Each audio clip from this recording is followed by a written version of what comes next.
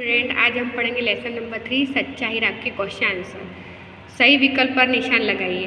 कुएं के चारों ओर बनी ऊंची भूमि को क्या कहते हैं? जगत, टेकरी, बावड़ी या बैठक? तो उसको कहते हैं जगत। देवताओं के गुरु कौन है? नारद, वाचस्पति, वनस्पति या बृहस्पति? तो आंसर है बृहस्पति। विद्या की देवी कौन है? महाकाली, महालक्ष्मी, सरस्वती या दुर्गा देवी? तो सरस्वती। प्रकृति शब्द का अर्थ है अभाव, स्वभाव, प्रभाव या लगाव? तो सही अर्थ है स्वभाव। चारों अर्थों के पीछे आने वाली महिला कैसी थी? काली, गोरी, युवती या वृद्धा? तो वृद्धा। फिर खाली जगह भरना है। पक्षी चहचहाते हुए अपने देश की ओर जा पहुँचे? तो फर्स्ट में आंसर आएगा नीड। पक्षी चहचहाते हुए अपने नीड की ओर जा पहुँचे। बातचीत करते करते बात देश पर जा पहुँची? तो आंसर आएगा बेटो। बातचीत करते करते बात बेटों पर जा पहुँची। लोग बड़े देश से उसका गीत सुनते थे? तो देश में आएगा चाव। लोग बड़े चाव से उसका गीत सुनते थे। वह आधुनिक युग का देश है? तो वह आधुनिक युग का भीम है। मेरा बेटा साक्षात का अवतार है? तो देश में आएगा बृहस्पति। मेरा बेटा साक्षात बृहस्पति का अवतार है। तीसरी स्त्री का बेटा उधर से संस्कृत के देश का पाठ करता हुआ निकला? तो देश में आएगा श्लोको। तीसरी स्त्री का बेटा उधर से संस्कृत के श्लोकों का पाठ करता हुआ निकला।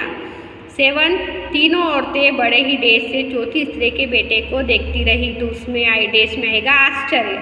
तो तीनों औरतें बड़े ही आश्चर्य से चौथी स्त्री के बेटे को देखती रही।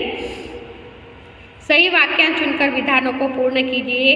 पहली स्त्री ने अपने बेटों को लाखों में एक कहा क्योंकि लोग उसके गीत बड़े चाव से सुनते थे।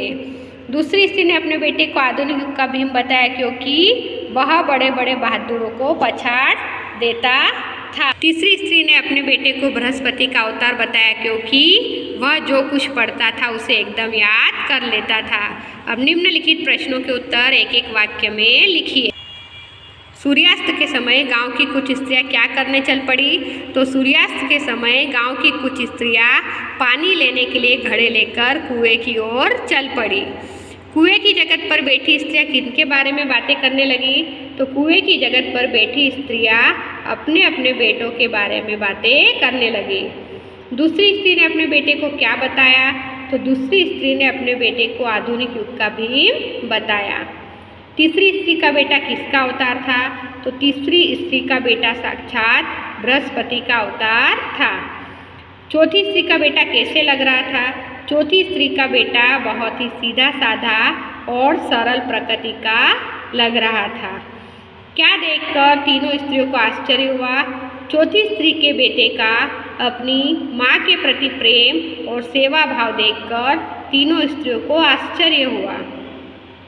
वृद्ध महिला ने सच्चा हीरा किसे बताया? वृद्ध महिला ने चौथी स्त्री के बेटे को ही सच्चा हीरा बताया। निम्नलिखित उक्ति कौन किससे कहता है? यही सच्चा हीरा है। एक वृद्ध महिला चारों स्त्रियों, यह वाक्य एक वृद्ध महिला चारों स्त्रियों से कहती है। माँ लाओ मैं तुम्हारा घड़ा पहुँचा दूँ, यह वाक्य चौथी स्त्री का बेटा अपनी माँ से कहता है। सुनो मेरा हीरा गा रहा है, पहली स्त्री, यह वाक्य पहली स्त्री अन्य स्त्रियों से कहती है। देखो यही है मेरी गोद का हीरा, यह वाक्य तीसरी स्त्री अन्य स्त्रियों से कहती है। फिर देखो वह मेरा लाडला बेटा आ रहा है, यह वाक्य दूसरी स्त्री अन्य स्त्रियों से कहती है। क्वेश्चन नंबर 6 प्रश्नों के उत्तर लिखिए। पहली स्त्री ने अपने बेटे की प्रशंसा कैसे की? तो पहली स्त्री ने कहा कि मेरा बेटा लाखों में उसका एक है, उसका कंठ बहुत मधुर है, वह बहुत अच्छा गाता है। उसके गीत को सुनकर कोयल और मैना भी चुप हो जाती है। लोग बड़े चाव से उसका गीत सुनते हैं। भगवान सबको मेरा जैसा बेटा दे। इस प्रकार पहली स्त्री ने अपने गायक बेटे की प्रशंसा की। पहली स्त्री ने अपने बेटे की बहुत प्रशंसा की। उसने कहा कि मेरा बेटा तो लाखों में एक है और उसका जो गला, जो कंठ है वो बहुत मीठा है, वह इतना अच्छा गाता है कि उसका गाना सुनकर कोयल और मैना भी चुप हो जाती है और लोग बड़े चाव से उसका गीत सुनते हैं। और वो कहती कि ऐसा बेटा मेरा जैसा बेटा है, वैसा बेटा भगवान सबको दे। इस तरह उसने अपने गायक बेटे की प्रशंसा की। दूसरी स्त्री ने अपने बेटे की तारीफ में क्या कहा? तो दूसरी स्त्री ने अपने बेटे की तारीफ में कहा कि उसकी बराबरी कोई नहीं कर सकता, वह बहुत ही शक्तिशाली है, वह बड़े बड़े बहादुरों को भी पछाड़ देता है, वह आधुनिक युग का भीम है। तो दूसरी स्त्री ने कहा कि मेरा बेटा जो है उसकी बराबरी कोई नहीं कर सकता, वह तो बहुत शक्तिशाली है, उसमें बहुत बल है, वह बड़े बड़े बहादुरों को भी हरा देता है और वह आधुनिक युग का भीम है। इस प्रकार दूसरी स्त्री ने अपने बेटे की बल की तारीफ की। तीसरी स्त्री ने अपने बेटे की विशेषता में क्या कहा? तीसरी स्त्री ने कहा कि मेरा बेटा साक्षात बृहस्पति का अवतार है, वह जो कुछ पढ़ता है उसे एकदम याद कर लेता है, ऐसा लगता है मानो उसके कंठ में सरस्वती का निवास हो। इस प्रकार तीसरी स्त्री ने अपने बेटे की बुद्धि की तारीफ की। तीसरी स्त्री ने कहा कि मेरा बेटा तो साक्षात बृहस्पति, देवों के जो गुरु है वो बृहस्पति का अवतार है, वह जो कुछ पढ़ता है उसे एक बार में ही याद हो जाता है, ऐसा लगता है कि उसके कंठ में सरस्वती का निवास है। इस प्रकार तीसरी स्त्री ने अपने बेटे की बुद्धि की तारीफ की। चौथी स्त्री ने अपने बेटे का परिचय कैसे दिया?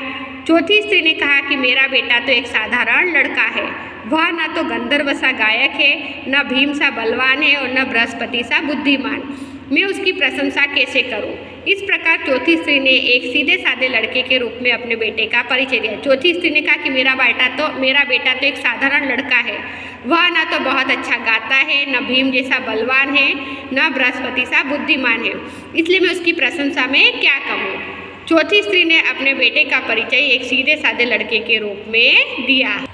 वृद्ध महिला की दृष्टि में पहली 3 स्त्रियों के बेटे सच्चे हीरे क्यों नहीं थे? पहली स्त्री का बेटा जो था वह अच्छा गायक था, दूसरी स्त्री का बेटा शारीरिक बल में आधुनिक युग का भीम था, तीसरी स्त्री का बेटा विद्या बुद्धि में बृहस्पति का अवतार था। उन तीनों स्त्रियों के पुत्रों में अपनी कोई न कोई विशेषता थी, परंतु उनमें वह गुण नहीं था जो चौथी स्त्री के पुत्र में था। उनकी माताएं सिर पर पानी से भरे घड़े रखकर घर लौट रही थी। तीनों पुत्रों ने अपनी माताओं को देखा, पर चौथी स्त्री के बेटे की तरह उनकी मदद करने कोई नहीं आया। उनमें शिष्टता और सेवा भाव जैसे मूल्यवान गुणों का अभाव था, इसीलिए वृद्ध महिला की दृष्टि में वे सच्चे हीरे नहीं थे। पहली स्त्री, दूसरी स्त्री और तीसरी स्त्री तीनों के बेटों ने अपनी माँ के सिर के ऊपर घड़ा देखा, फिर भी उनकी कोई सहायता नहीं की, और चौथी स्त्री का बेटा था वह अपनी माँ के सिर पर से घड़ा लेकर खुद अपने सिर पर रखकर जाने लगा। इसीलिए उस वृद्ध महिला के अनुसार चौथी स्त्री का बेटा ही सच्चा हीरा था और उन 3 स्त्रियों का नहीं। चौथी स्त्री का बेटा वास्तव में एक सच्चा हीरा था। कैसे? चौथी स्त्री का बेटा न गंधर्व सा गायक था, न भीम सा बलशाली और न बृहस्पति सा बुद्धिमान। वह बहुत ही सीधा साधा और सरल स्वभाव का लड़का था।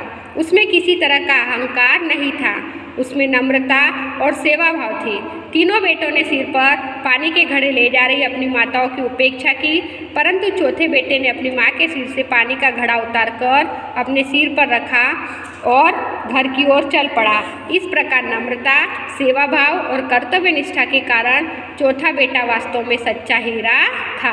अपने घर में आप माता पिता को कौन कौन से काम में मदद करते हैं? मैं माँ के कहने पर बाजार से चीज़ें खरीद लाता हूँ। इन चीज़ों में साग, भाजी, दवाइयाँ, फल तथा अन्य वस्तुएं होती है। घर की साफ सफाई में भी मैं माँ की मदद करता हूँ। पिताजी के लिखे पत्र डाक खाने की पत्र पेटी में डाल आता हूँ। धोबी के यहाँ से उनके कपड़े ले आता हूँ। उनके कहने के अनुसार खाने पीने की चीज़ें लाता हूँ। इस प्रकार घर में मैं अनेक कामों में अपने माता पिता की मदद करता हूँ। आदमी सच्चा हीरा कैसे बन सकता है? आदमी में ज्ञान गुण होना अच्छी बात है, उसका वीर होना भी प्रशंसनीय है, लेकिन यदि उसका ज्ञान आचरण में नहीं उतरता तो वह व्यर्थ है। कोरा ज्ञान किसी के उपयोग में नहीं आता। अपने ज्ञान और गुण को कर्म में उतार कर ही उन्हें सफल बनाया जा सकता है। इस प्रकार कर्म करके, बड़ों की सेवा और ज़रूरतमंदों की मदद करके ही आदमी सच्चा हीरा बन सकता है। Thank you.